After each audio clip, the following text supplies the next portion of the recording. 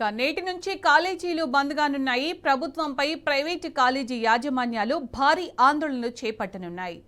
23 లేదా 24న చలో హైదరాబాద్ పేరిట లక్షలాది మంది విద్యార్థులతో మార్చి నిర్వహించనున్నాయి కాలేజీలు. రీఎంబర్స్మెంట్ బకాయిలు విడుదలయ్యే వరకు పోరాటం చేస్తామని ప్రభుత్వాన్ని హెచ్చరించాయి. ఫీజు రియంబర్స్మెంట్ బకాయిల విడుదలపై సర్కారుతో తాడోపేడో తేల్చుకునేందుకు ప్రైవేటు కాలేజీ యాజమాన్యాలు రెడీ అయ్యాయి. సోమవారం నుంచి కాలేజీల నిరవధిక మూసివేత విషయంలో వెనక్కి తగ్గబోమని ప్రకటించాయి. సర్కారు దిగిరాకపోతే ఈ నెల 23 లేదా 24న చలో హైదరాబాద్ నిర్వహిస్తామని హెచ్చరించాయి. లక్షలాది మంది విద్యార్థులతో హైదరాబాద్లో మార్చితో కదం తొక్కుతామని ప్రకటించాయి. Federations of associations of Telangana higher institutions సర్వసభ్య సమావేశాన్ని ఆదివారం హైదరాబాద్లో నిర్వహించారు.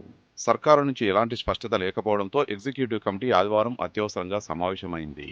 మాసప్ ట్యాంక్లోని ఫైన్ ఆర్ట్స్ కాలేజీలో ప్రెస్ మీట్ నిర్వహించింది. సంక్షోభానికి సర్కారుదే బాధ్యత అని తేల్చి చెప్పారు ప్రైవేటు కాలేజీ యాజమాన్యాలు.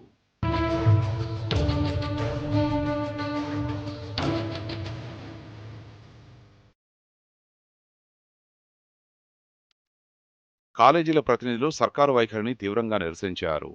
ప్రభుత్వం బకాయిలు విడుదల చేసే వరకు నిరవధిక బంద్ కొనసాగుతుందని వెల్లడించారు. తాము కార్యాచరణ ప్రకటించినా సర్కారు ఫీజు రియంబర్స్మెంట్ బకాయిల విడుదలపై స్పష్టత ఇవ్వకపోవడంతో యాజమాన్యాలు గత ప్రభుత్వ బకాయిలతో తమకేం సంబంధం అంటూ కొందరు మంత్రులు మాట్లాడారు. ఇది అత్యంత దారుణం.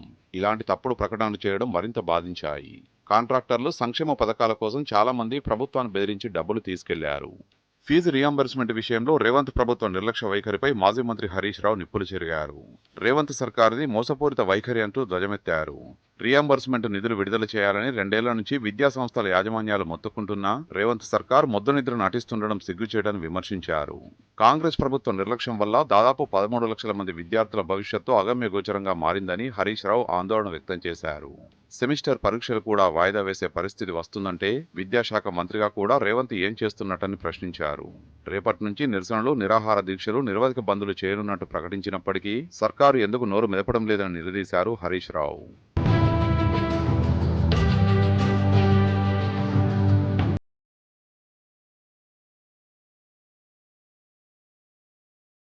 ఇక తమ డిమాండ్లు నెరవేరే వరకు పోరాటంలో వెనక్కి తగ్గమన్నారు కాలేజీ యాజమాన్యాలు. 15న ఇంజనీర్స్ డేను బ్లాక్ డేగా పాటించనున్నట్లు వెల్లడించాయి. Fathi secretary general KV Ravikumar, కోశాధికారి కృష్ణ బ్యాంకు ఏర్పాటు చేయాలని కోరాం. ఈ ప్రతిపాదనను ప్రభుత్వం పట్టించుకోకపోవడం దారుణం. ఏడాది క్రితం ట్రెజరీల ద్వారా టోకెన్లు విడుదలయ్యాయి. కానీ డబ్బులు విడుదల చేయకపోవడం ప్రభుత్వానికి అవమానకరం. టోకెన్లు జారీ అయిన వాటికి రియంబర్స్మెంట్ బకాయిలు విడుదల చేయాలి. అంతవరకు మా పోరాటం కొనసాగుతుందని ఫతి వెల్లడించింది.